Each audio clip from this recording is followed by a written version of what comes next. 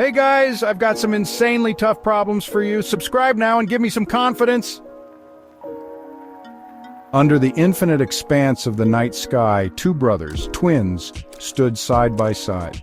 They had spent every moment of their lives together, born seconds apart, growing in perfect symmetry. But tonight, their fates would split.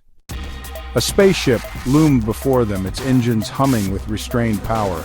One twin was about to embark on a journey that defied nature itself.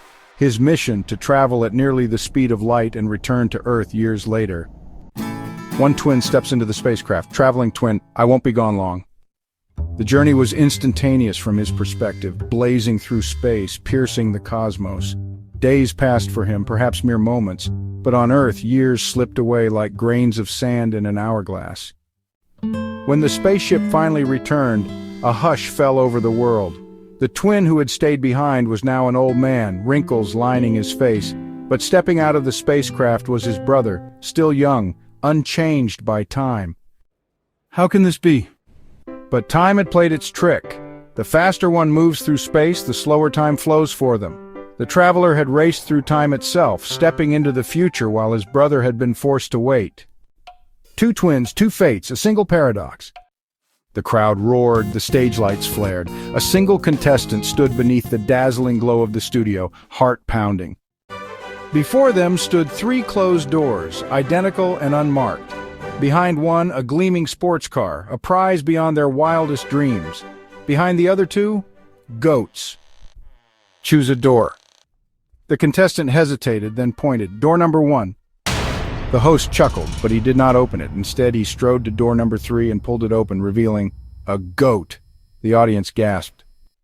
Now, my friend, you have a choice. You can keep your door or switch to door number 2. The contestant's mind raced. Was switching the key to victory, or was it safer to stay?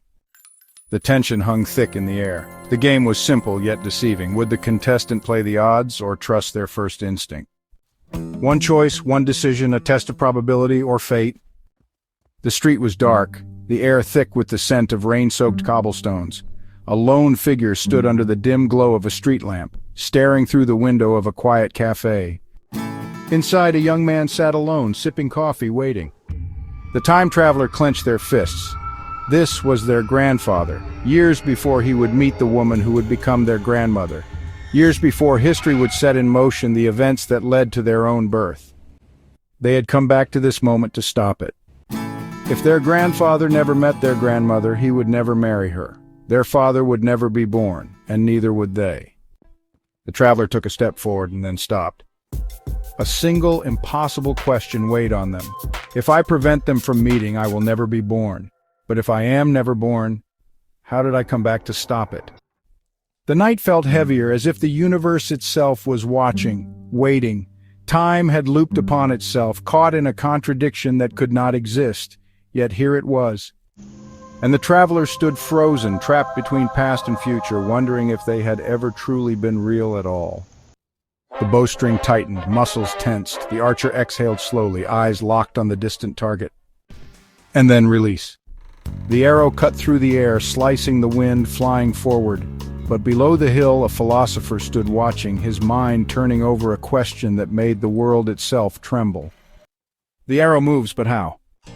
He closed his eyes, imagining the passage of time, not as a smooth river, but as frozen moments, stacked like beads on a string.